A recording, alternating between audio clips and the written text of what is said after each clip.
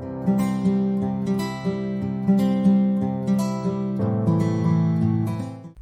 friends, it's your late night session. Welcome back to our Pro Trader Telugu channel. So ఇవాళ యాక్చువల్గా bank Nifty గురించి already చెప్పేశాను కదా. నేను మండే లెవెల్స్ ఇచ్చాను, వ్యూ కూడా క్లియర్గా చెప్పాను మొన్న. సో నిన్న వీడియో అయితే చేయలేదు. సో బేసిక్గా ఏంటంటే నేను ఒక స్టాక్ మళ్ళీ ఇంకొకటి మొన్న ఎలా చెప్పాను, ఇంజనీర్స్ ఇండియా గురించి ఇంకా చెప్పలేదు, బట్ నేను అది కూడా నెక్స్ట్ వీక్లో కంప్లీట్ చేస్తాను. అది కూడా చెప్పాను కదా మీకు. సో ఈవేళ ఎక్సైడ్ గురించి మొన్న లెవెల్స్ ఇచ్చాను, కానీ కంప్లీట్గా మీకు దీని మీద నా రివ్యూ కానీ నాకున్న కొంచెంపాటి అనాలిసిస్ కానీ నేను చెప్తామని. అండ్ దీని లెవెల్స్ కూడా నేను యాక్చువల్లీ ఇప్పుడే మనం పిక్ చేసుకోవడం చాలా బెటర్ అని చెప్పాను కదా లాస్ట్ టైము. ఎందుకు, సో ఏంటి, మనం ఏ లెవెల్స్ వరకు మనం దీన్ని హోల్డ్ చేయొచ్చు, ఎంత రిటర్న్ రావచ్చు, ఇదంతా మనం ఒకసారి ఇవాళ చూద్దాం. Okay friends. So even Nifty F&O stock కూడా ఉంది కాబట్టి ఇది. సో 3600 లాట్ సైజ్ దీనిది. సో నేను F&O చేయను బేసిక్గా, అంటే ఓన్లీ వెరీ ఫ్యూ స్టాక్స్ చేస్తాను. అంటే 2-3 ఐసిఐసిఐ బ్యాంక్ ఒకటి, నెక్స్ట్ ఇది దాని పేరేంటి యూపీఎల్ ఒకటి. సో 2 చేస్తాను, మిగతావి చేయను. ఇప్పుడు బేసిక్గా ఎక్సైడ్ చూస్తే మనకి ఇక్కడ నేను ఇది డైరెక్ట్గా డైలీ టైం ఫ్రేమ్ మీద ఉన్నాం, మనం మినిమైజ్ చేశాను ఈ చార్ట్ని. ఓకేనా. సో ఎందుకంటే మీకు ఓవరాల్ వ్యూ మీకు క్లియర్ కట్గా కనబడుతుంది అన్న ఉద్దేశంతో నేను ఇది చూపిస్తున్నాను. దీన్ని స్నిప్పెట్ తీస్తాను. ఓకేనా. సో ఇది కొంచెం డీటెయిల్డ్గా ఉంటుంది, 10 to 15 minutes మనకి వీడియో పడుతుంది. ఓకే. సో చూద్దాం. సో మీరు ఇప్పుడు ఇక్కడ చూస్తుంటే, సో ఇప్పుడు ఇది మనం చూస్తే కింద చూస్తే మనము ఇక్కడ చూస్తే ఈ టైం ఫ్రేమ్స్ ఏదైతే ఉన్నాయో కనబడుతున్నాయి కదా. అంటే I mean to say time frame కింద ఈ ఇయర్స్ కనబడుతున్నాయి కదా. సో ఇక్కడ ఇయర్స్ నుంచి చూద్దాం. ఓకేనా. సో 2008 క్రాష్ ఉంది కదా మనకి, 2008 క్రాష్ ఇది కింద మీరు చూడండి ఇక్కడ. సో అక్కడి నుంచి చూస్తే స్టార్టింగ్ విత్, ఓకేనా, ఇది కొంచెం డీటెయిల్గా ఉంటుంది, ఎందుకంటే ఇది guaranteed returns, guaranteed profit, guaranteed income, what not everything ఎక్సైడ్లో. ఓకేనా. ద ఓన్లీ థింగ్ ఏంటంటే హోల్డింగ్ పీరియడ్ ఉంటుంది, అలాగే purely for long term investment. Trading కోసం అయితే డిఫరెంట్గా మనం ఆలోచించాల్సి ఉంటుంది కదా. సో నేను చెప్పేది కంప్లీట్గా ప్యూర్లీ, అంటే అట్లీస్ట్ సంథింగ్ అరౌండ్ 16 months నుంచి, లేదా రఫ్గా 15 months అనుకోండి, 15 months నుంచి ఒక 3 years అట్లీస్ట్ మినిమం యాక్చువల్గా holding. So 24 months to 36 months అనుకోండి. సో ఈ పీరియడ్ కనుక హోల్డ్ చేస్తే బ్యూటిఫుల్ రిటర్న్స్ అనమాట. అంటే అట్లీస్ట్ మనకి ఒక రఫ్గా చూసుకున్నా కూడా ఒక 50% రిటర్న్స్ అనేది ఈజీగా ఉంటుంది. అండ్ సేఫెస్ట్ బెట్, అది మెయిన్. సో సేఫెస్ట్ అంటే సేఫెస్ట్ ఇంకా. ఓకే. ఇది కాకుండా బోనస్లు ఉంటాయి, నెక్స్ట్ డివిడెండ్ కూడా ఉంటుంది. ఓకే. సో ఇన్ని అడ్వాంటేజెస్ ఉన్నాయి. సో ఇప్పుడు ఇక్కడ చూస్తే 2009 నుంచి ఒక వేవ్ వచ్చింది, చూసారు కదా. అంటే ఐ మీన్ టు సే ఈ వాట్ ఎవర్ ఈ వేవ్ ఏదైతే ఉందో, ఈ వేవ్ ఏదైతే ఉందో, మనం ఇలాంటి వేవ్లో ట్రావెల్ చేయాలి యాక్చువల్గా. అంటే ట్రావెల్ చేయడం అంటే అంత ఈజీ ఏం కాదు. సో ఇక్కడ ఎవరైతే ట్రెండ్ లైన్ డ్రా చేసుకుని బ్రేక్అవుట్ అయిన తర్వాత దీన్ని బిలీవ్ చేయాలి, అంటే ఊరికనే కాదు కదా, బిలీవబిలిటీ ఉండాలంటే ఓకే నేను ఇంత రిస్క్ తీసుకుంటాను, అంటే ఒక 10% రిస్క్ తీసుకుంటాను, బట్ నేను హోల్డింగ్ చేస్తాను అనుకునేవాడు ఎవరైతే కొంటారో, ఇదంతా కూడా వాళ్ళకి ప్రాఫిట్ వస్తుంది. సో బేస్డ్ అపాన్ ఇండివిజువల్ ఎవడైతే కొంటారో వాడి రిటర్న్ బట్టి బుక్ చేసుకుంటారు ప్రాఫిట్స్. కొంతమంది ఇక్కడికి లాస్ వచ్చిన తర్వాత, అంటే I mean to say loss అంటే ఇక్కడికి వెళ్ళి మళ్ళీ ఇక్కడికి వచ్చిన తర్వాత బాబో ఇంకా పడిపోద్దేమో అని బుక్ చేసుకునే వాళ్ళు ఉంటారు. కొంతమంది ఇక్కడ బుక్ చేసుకున్న వాళ్ళు ఉంటారు. కొంతమంది ఇది కూడా హోల్డ్ చేసి ఈ లాస్ అయినా నాకు మళ్ళీ వెళ్తుందని ఇక్కడ బుక్ చేసుకుని ఉంటారు. సో డిఫరెంట్ పీపుల్ ఉంటారు, డిఫరెంట్ మెంటాలిటీస్ ఉంటాయి, డిఫరెంట్ ప్రాబిలిటీస్ ఉంటాయి, డిఫరెంట్ రిటర్న్స్ ఉంటాయి. సో మనం అది వేస్ట్, మనకు టైం వేస్ట్.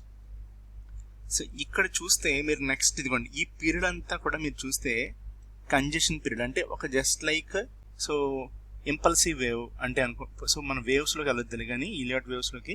సో మనకి ఇక్కడ ఒక ఫ్లాగ్ ప్యాటర్న్లో వచ్చింది చూసారు కదా ఫ్లాగ్. సో బట్ ఇది డైలీలో ఫామ్ అయింది ఫ్లాగ్, బట్ చాలా రోజులు ఉంది, అంటే చాలా ఇయర్స్ ఉందని చెప్పొచ్చు.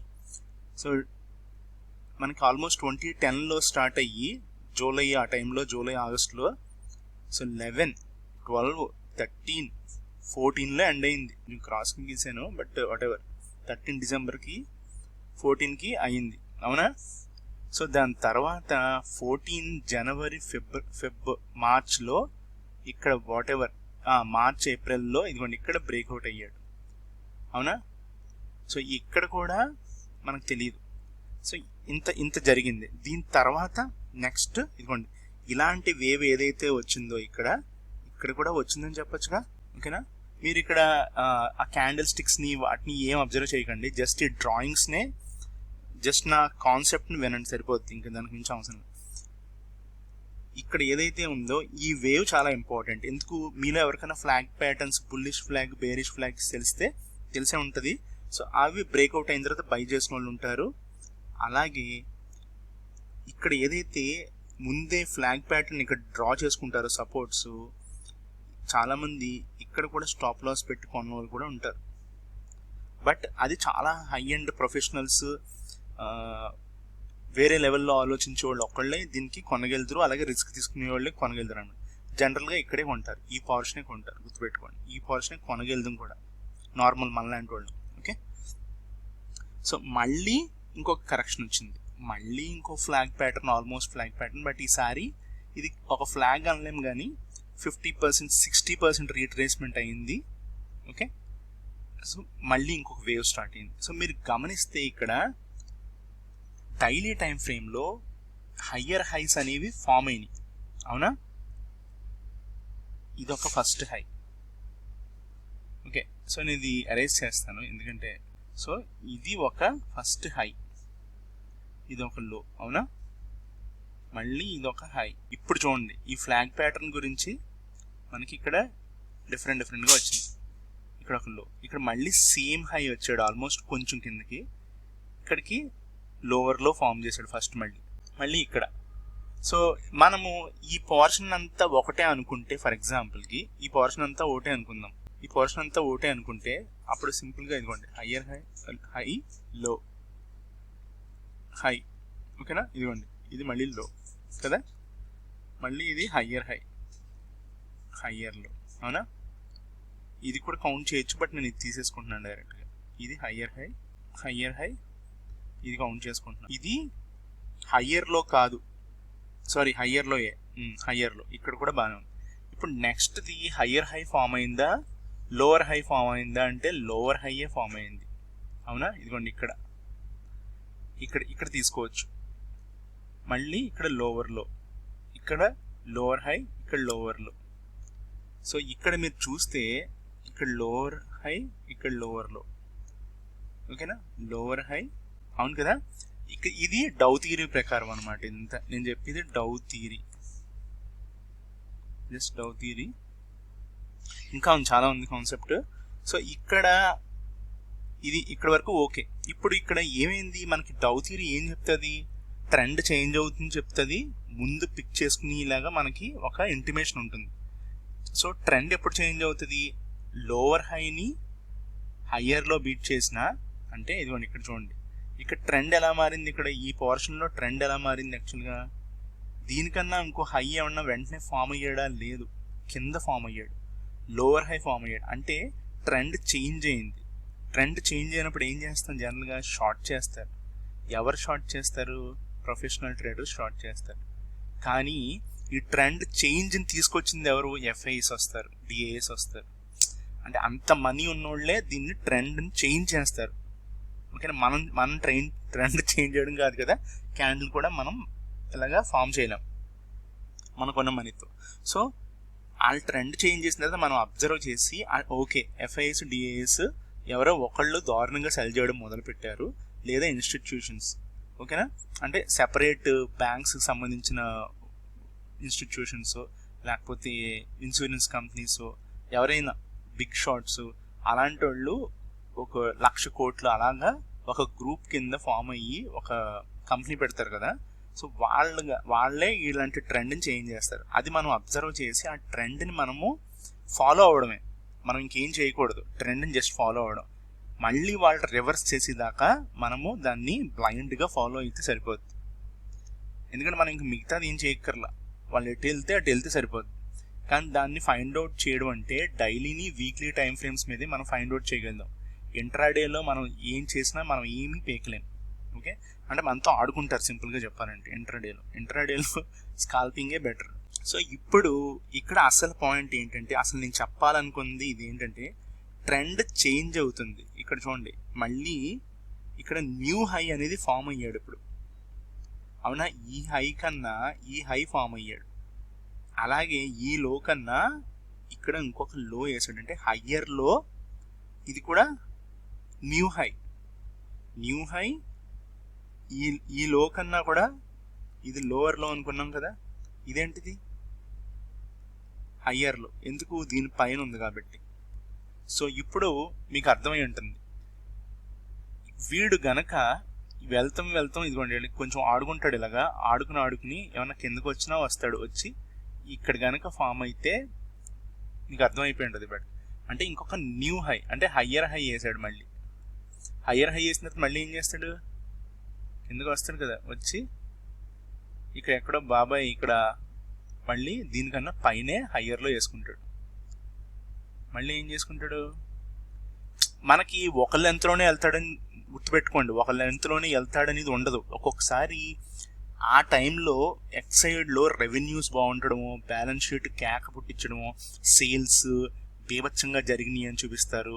ఓకేనా, మనకు తెలియదు కదా, మనం రోజు చూడడం కదా ఎక్సైడ్లో ఎలాంటి సేల్స్ జరుగుతున్నాయి, ఏ బ్రాంచ్లో ఎంత జరుగుతున్నాయి, ఎంత అవుట్పుట్ ఉంది, ఎంతమంది ఎంప్లాయీస్ జాయిన్ అయ్యారు కదా, మనకి ఏం తెలియదు వాళ్ళ ఎక్స్పోర్ట్స్ ఎలా ఉన్నాయి ఈ కంట్రీస్కి. సో మనకి రోజు మనం చూడలేము, మనకి చార్ట్లో కనపడతా ఉంటుంది. మనకి ప్రైస్ కనుక higher highs higher lows form అవుతున్నా, ఎక్కువ బుల్ క్యాండిల్స్ అంటే గ్రీన్ క్యాండిల్స్ డైలీ వీక్లీలో ఫామ్ అవుతున్నా, మనము ఆ పర్టికులర్ ఎక్సైడ్ అనే కాదు, ఏ స్టాక్ అన్నా సరే మనం అది పెర్ఫామ్ చేస్తుంది అనమాట.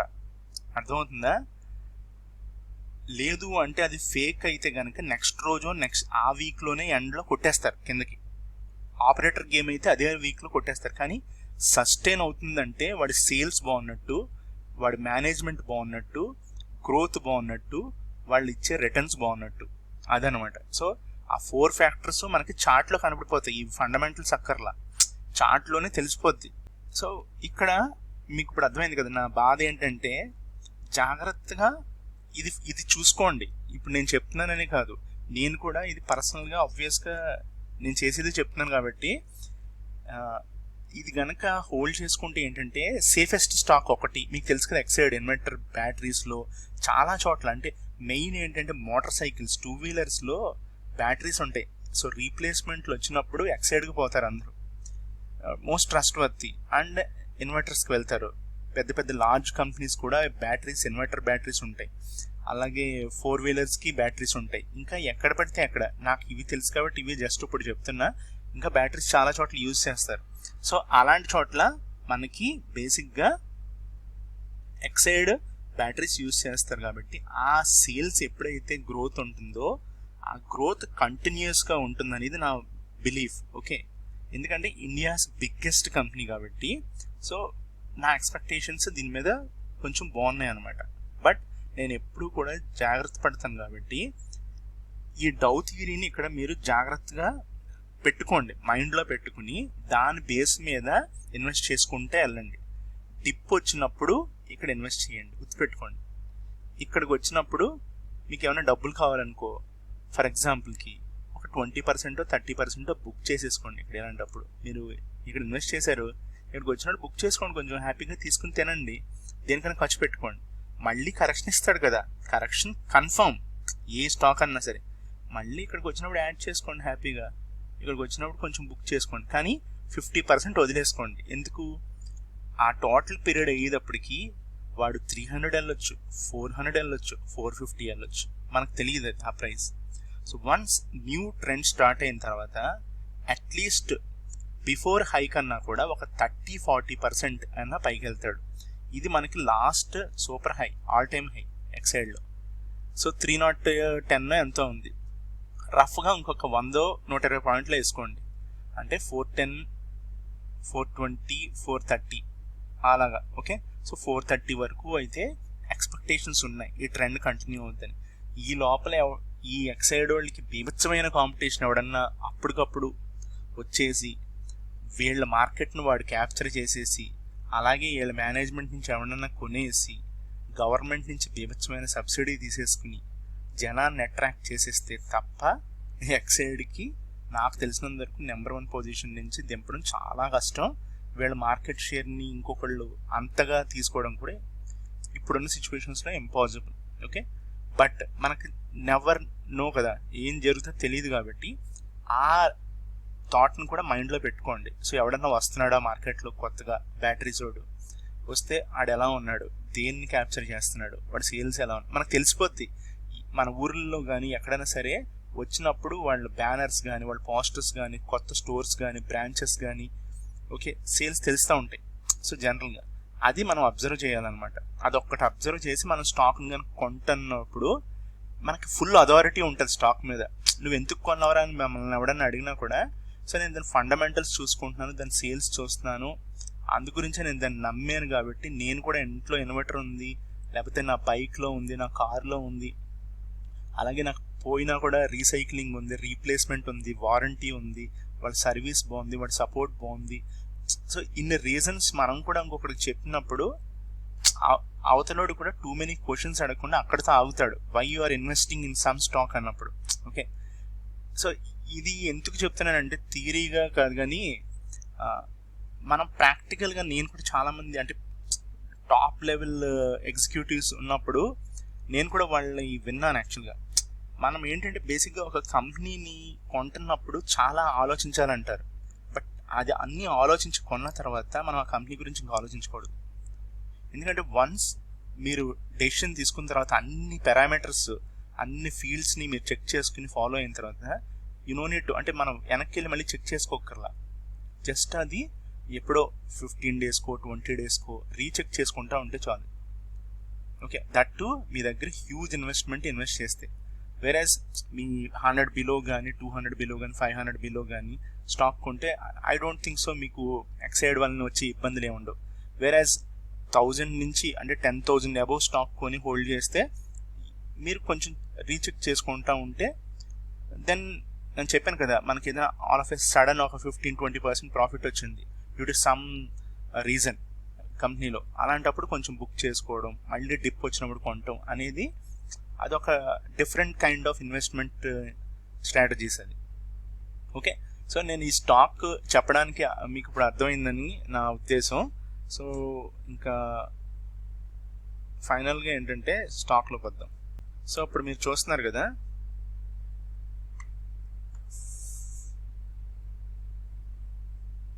నేను ఇప్పుడు కొన్ని పిచ్చి గీతలు లాంటి నేను ట్రెండ్ లైన్స్ గీస్తాను, డ్రా చేస్తాను.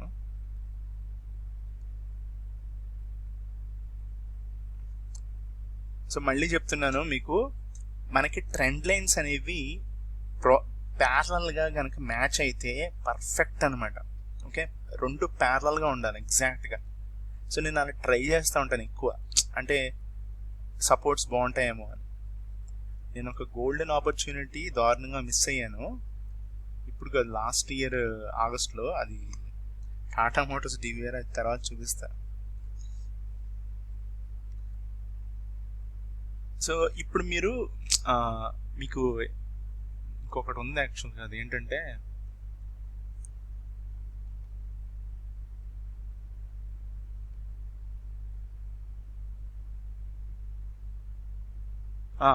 Pitch fork. So pitch fork యాక్చువల్గా తర్వాత ఒక సెషన్లో చెప్తాను అది ఎలా డ్రా చేసుకోవాలి, దానివల్ల యూజెస్ ఏంటి, అడ్వాంటేజెస్ అంటే ఎంత వరకు మనకు అది ఉపయోగపడుతుంది అనేది నేను పిచ్ ఫోర్క్ సెషన్ చెప్తాను అందులో. సో చాలా బాగుంటుంది యాక్చువల్గా, అది మనకి లెవెల్స్ కూడా వస్తాయి నీట్గా. అందుట్లో కొంచెం ట్రిక్కీ సిచ్యువేషన్ ఏంటంటే ఎక్కడ సపోర్ట్ తీసుకుంటుందో ఎక్కడ రెసిస్టెన్స్ తీసుకుంటుందో మనకి ఐడియా ఉన్నా కూడా మనము ఫాలో అవ్వలేము దాన్ని. సో ఇప్పుడు మీరు ఈ ట్రెండ్ లైన్స్ చూసారు కదా. సో ఈ ట్రెండ్ లైన్స్ చూస్తే మీకు అక్కడ కింద ఏమైంది, మీకు ఒక ఐడియా వచ్చింది కదా ఐడియా. ఇప్పుడు ఇక్కడ నుంచి డ్రా చేస్తున్నాను ఇవి టచ్ చేయటట్టు.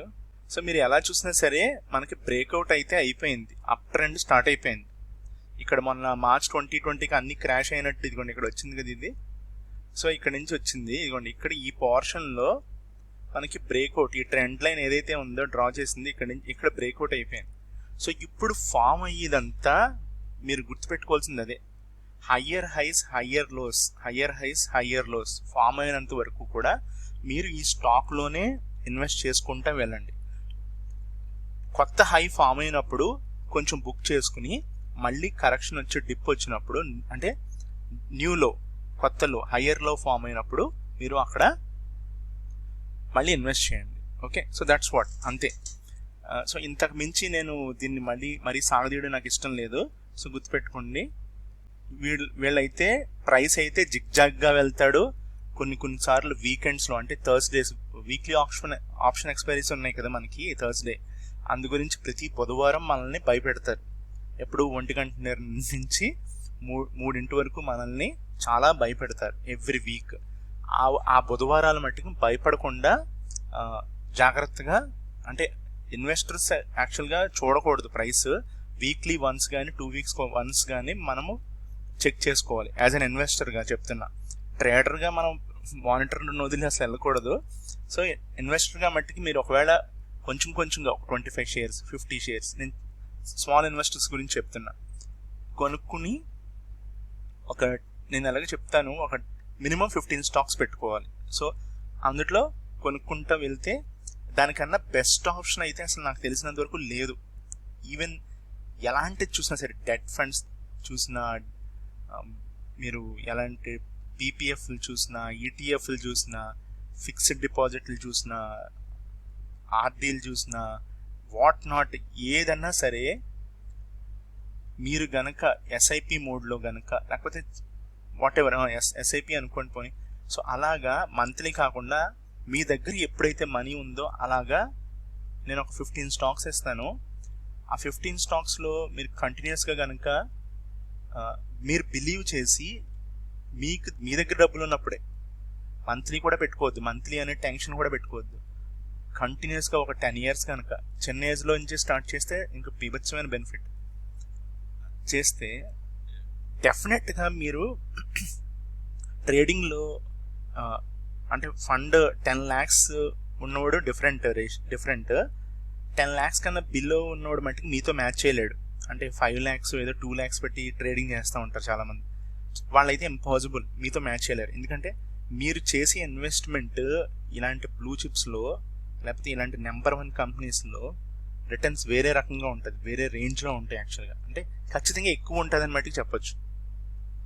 సో జాబ్ హోల్డర్స్ కానీ, బిజినెస్ పీపుల్ కానీ, లేకపోతే టైం పెట్టలేని వాళ్ళు కానీ, కొంచెం ఫిక్స్డ్ డిపాజిట్స్ కన్నా లేకపోతే అదర్ ఇన్వెస్ట్మెంట్స్ కన్నా, గోల్డ్ కన్నా, దీనికన్నా సరే కొంచెం ఎక్కువ రిటర్న్ రావాలనుకున్న వాళ్ళు ప్రాపర్గా కంటిన్యూస్గా ఇన్వెస్ట్మెంట్ చేసుకుంటూ వెళ్ళిపోతే after 5 years there will be a return and it will be compounded. మళ్ళీ 7 years తర్వాత పెరుగుతుంది. 10 yearsకి వచ్చేటప్పటికి you'll get, మీకు ఎవ్రీ ఇయర్ కూడా చాలా స్టాక్స్లో అందులోంచి 2-3 సార్లు రావచ్చు, లేకపోతే 2 times అన్నా మీకు డివిడెండ్ రావచ్చు, లేకపోతే బోనస్ రావచ్చు, అది ఉంటుంది. సో 10 years అయ్యేటప్పటికి మీకు కాంపౌండ్ అయ్యి అట్లీస్ట్ ఒక 3 times అన్నా వస్తుంది. ఓకే, బట్ బేరిష్నెస్లో ఉన్న బేరిష్ ట్రెండ్లో అంటే long term weekly candles, red బార్లు పడుతున్న క్యాండిల్స్ ఉన్న స్టాక్స్ మటుకు అసలు ఎట్టి పరిస్థితుల్లో పిక్ చేసుకోకూడదు. డేంజరస్ థింగ్ అనమాట. ఎందుకంటే 3 years బేరిష్ ట్రెండ్లో ఉంటాయి, నరకమే ఇంకా అది. సో అందు గురించి బేరిష్ ట్రెండ్లో అంటే ఫర్ ఎగ్జాంపుల్కి ఇక్కడే చూపిస్తాను చూడండి. ఇప్పుడు ఇదే ఉంది, ఓకేనా, ఎక్సైడే ఉంది, ఎక్సైడ్ ఉంది కదా, ఇక్కడ పట్టుకున్నాం అనుకున్నాం, ఇక్కడ కొంటాం మొదలెట్టాం, కొంటున్నాం, మనం హోల్డ్ చేస్తాం మొదలెట్టాం. ఇప్పుడు నేను చెప్పింది ఇక్కడే చేస్తున్నాం. ఫర్ ఎగ్జాంపుల్కి ఇక్కడ చేస్తున్నాం. ఏ ఇయర్ అది? 2018. ఇక్కడ నుంచి మొదలు పెట్టాం, లేకపోతే ఇక్కడ నుంచి పెట్టాం అనుకుందాం. 2018 మే. సో ఇక్కడ స్టార్ట్ చేసాం, కొత్త హై ఫామ్ అయ్యాడు, బాగానే హ్యాపీగా ఉన్నాం. సో మళ్ళీ డిప్ ఇచ్చాడు. ఇంక ఇక్కడ నుంచి మనం డౌ థియరీ కనుక ఫాలో అయితే lower lows lower highs, lower lows lower highs. So 2018 నుంచి ఫర్ ఎగ్జాంపుల్ మొన్న మార్చ్ 2020కి అంటే 2 years, ఆల్మోస్ట్ 2 yearsలో ఇన్వెస్ట్ చేసిన ప్రైస్ వచ్చి 268. ఇక్కడ ఇక్కడ ఇక్కడ ఇక్కడ ఎవరైనా సరే జనరల్గా ఎగ్జిట్ అయిపోతారు కదా అందరూ. అంటే ఈ పొజిషన్లో పెద్ద పెద్దోళ్ళే ఎగ్జిట్ అవుతారు. అంటే పెద్ద పెద్దోళ్ళు అంటే not institutions and all other fellows. HNIs say something like ఒక 10 crores లేకపోతే 50 crores ఉన్నవాళ్ళు ఇన్వెస్టర్స్ ఉంటారు కదా, వాళ్ళందరూ కూడా ఇక్కడ చాలామంది పారిపోయి ఎగ్జిట్ అయిపోతారు. అంటే ఏమవుద్దో తెలియదు కదా, సిచ్యువేషన్ ఎంతవరకు వెళ్తుందో కూడా తెలియనప్పుడు. సో ఇంక ఈ ఫైనల్ డిప్ దగ్గర ఎవడో ఉండడు. ఈ ఫైనల్ డిప్ దగ్గర ఓన్లీ ఇన్స్టిట్యూషన్స్ వాళ్ళే కొంటారు. సో 268 నుంచి 135కి వచ్చింది. మీరు for example say 1 lakh invest చేసాం, 50,000 అయిపోయింది. అవునా, 50,000 కన్నా ఇంకా తగ్గింది. సో 40,000 అయింది, 45,000. ఓకే, సో 45,000 అయిపోయింది 2 yearsలో. సో జనరల్గా ఇక్కడ ఎగ్జిట్ ఇచ్చేస్తారు, ఎవడైనా సరే ఎగ్జిట్ ఇచ్చేస్తాడు, ఎవడో హోల్డ్ చేయడు. స్టిల్ బిలీవ్ చేసి, లేదు నేను అనుకున్న టర్మ్ 10 years కదా, 2 yearsే కదా అయింది, ఇంకా 8 years ఉంది కదా, నా దగ్గర ఇంకా మనీ ఉంది అని చెప్పి 50,000లో 1 lakh యాడ్ చేసే వాళ్ళు ఎంతమంది ఉంటారు? 1000లో 10 కూడా ఉండకపోవచ్చేమో కదా. బట్ ఆ 10 మెంబర్స్కి ఎంత వస్తుంది రిటర్న్? బ్రేక్ ఈవెన్ కూడా అయిపోయింది కదా వాడికి. ఇదిగో 217 వచ్చింది. ఇప్పుడు ఎలాగో కొత్త హై ఫామ్ చేస్తాడు, న్యూ హై. సో 217 వచ్చింది అంటే వాడికి ఆల్రెడీ బ్రేక్ ఈవెన్ కన్నా, అంటే యావరేజ్ ప్రైస్ కన్నా పైన ట్రేడ్ అవుతున్నాడు ఇక్కడ. మొన్న ఏ టైంలో ఇది? ఫెబ్లో అంటే ఇన్వెస్ట్ చేసిన కాడి నుంచి 1 year కూడా పట్టకుండానే వాడికి బ్రేక్ ఈవెన్ కన్నా, అంటే ఒక 10 rupees ప్రాఫిట్లో ఉన్నాడు వాడు. సో సే ఆల్మోస్ట్ ఒక 10,000 లేకపోతే ఒక 15,000 ప్రాఫిట్లోకి వచ్చేసాడు. సో ఇప్పుడు మీరు అర్థం చేసుకుంటే వీడు 2 years ఉన్నాడు కాబట్టి సరిపోయింది. ఓకే, కొంతమంది 5 years ఉంటారు బేరిష్ ట్రెండ్లో. బట్ 5 years అయిన తర్వాత కూడా ఆ స్టాక్ పెర్ఫామ్ చేయాలంటే ఫస్ట్ థింగ్ ఏంటంటే ఆ స్టాక్ సేల్స్ అలా ఉండాలి, ఆ స్టాక్లో ఇన్వెస్టర్స్ కూడా అలాగే హోల్డ్ చేసి ఉండాలి. ఆ స్టాక్ మార్కెట్ క్యాప్ ఉంటుంది కదా, ఆ మార్కెట్ క్యాప్ కూడా తగ్గకూడదు. అలాగే మేనేజ్మెంట్లో ఉన్న మెయిన్ టాప్ లెవెల్ మేనేజ్మెంట్లో ఎవరు రెసిగ్నేషన్స్ ఇవ్వకూడదు, ఎక్కువ మంది మారకూడదు. సో అలాంటివన్నీ చాలా ఉంటాయి అన్నమాట. సో అవి కనుక జరుగుతున్నాయి అంటే ఇక్కడ స్టాక్ మళ్ళీ రీబౌండ్ అవ్వడం చాలా కష్టం. సో ఇప్పుడు ఎక్సైడ్ గురించి నేను ఇందాక చెప్పాను కదా, చాలా పాజిటివ్స్. ఆ పాజిటివ్స్ లేనప్పుడు ఆ స్టాక్లో మనము ఇన్వెస్ట్ చేయడం అనవసరం. ఎందుకంటే మీకు 1 lakh ఇన్వెస్ట్ చేసి మీకు 3 years అయిన తర్వాత ఒక 10,000 వస్తే వాట్ ఈస్ ద యూజ్ ఉందా అసలు మనకేమన్నా? సో అందు గురించి బేరిష్ ట్రెండ్ అనేది స్టార్ట్ అయినప్పుడు ఆ స్టాక్లో ఇన్వెస్ట్ చేయొద్దు. బుల్లిష్ ట్రెండ్ స్టార్ట్ అయినప్పుడే మనం ఎక్కడైనా సరే ఇన్వెస్టింగ్ అనేది స్టార్ట్ చేయాలి.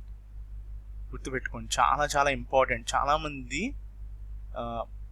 జనరల్గా రీటైల్ ఇన్వెస్టర్స్ టైం వేస్ట్ చేయడం కోసం సోది ఎలా మొదలు పెడతారంటే, మనకు తెలియదు కదా, పడుతున్నప్పుడే కొనుక్కుంటా ఉండాలంటే ఇలా ఇన్నిసార్లు కొంటాను, రోజు స్టాక్ పెరుగుతుంది అనుకుంటా కూర్చుంటాం మనం రీటైల్ ఇన్వెస్టర్. బట్ ఇలాంటి క్రాష్ వచ్చినప్పుడు మైండ్లోంచి ఫస్ట్ థింగ్ ఏంటంటే ఆ 10 years సంగతి, 5 years సంగతి, లేకపోతే 3 years హోల్డ్ చేయాలన్న సంగతి మర్చిపోతాం. ఎంత లాస్ వచ్చింది, ఆల్రెడీ హోల్డ్ చేస్తున్నాడు కష్టపడి పాపం. ఇప్పుడు కరోనా వచ్చింది, క్రాష్ వచ్చింది all of a sudden. So ఏమవుతుంది జనరల్గా? ఎగ్జిట్ తీసేరా బాబు అని చెప్పి ఎగ్జిట్ ఇస్తాడు. ఎందుకంటే బయట అందరూ కూడా ఏం చెప్తారంటే, నువ్వు 10 lakhs ఇన్వెస్ట్ చేసావు సే డిఫరెంట్ స్టాక్స్లో, ఆ 10 lakhs కాస్త 4 lakhs అయిపోయింది. జనరల్గా ఎగ్జాంపుల్ ఎలా ఇస్తారు ఉచిత సలహాలు? ఆ 4.5 lakhs అన్న చేతికి వస్తుంది కదా, అని చెప్పి ఎగ్జిట్ ఇస్తారు. You last 5.5 lakhs. But what happened? Next ఏమైంది? స్టాక్ రీబౌండ్ అయింది. ఎవరు కొన్నారు కింద? ఇన్స్టిట్యూషన్స్. నిన్న ఎవరు ఫూల్ చేశారు? ఇన్స్టిట్యూషన్స్. సలహాలు ఎవరిచ్చారు? Friends, other fellows or other investors. ఎవరు లాస్ అయ్యారు? మనం. సో ఇక్కడ పాయింట్ ఏంటంటే, ట్రెండ్ చూసుకుని రివర్స్ ట్రెండ్, బేరిష్ ట్రెండ్ ఉన్నప్పుడు ఇన్వెస్ట్ చేయడం కన్నా బుల్లిష్ ట్రెండ్లో ఉన్న స్టాక్స్ మీదే ఇన్వెస్ట్ చేయండి. బుల్లిష్ ట్రెండ్ స్టార్ట్ అయ్యేదాకా కూడా వెయిట్ చేయండి, కంగారు ఏం లేదు.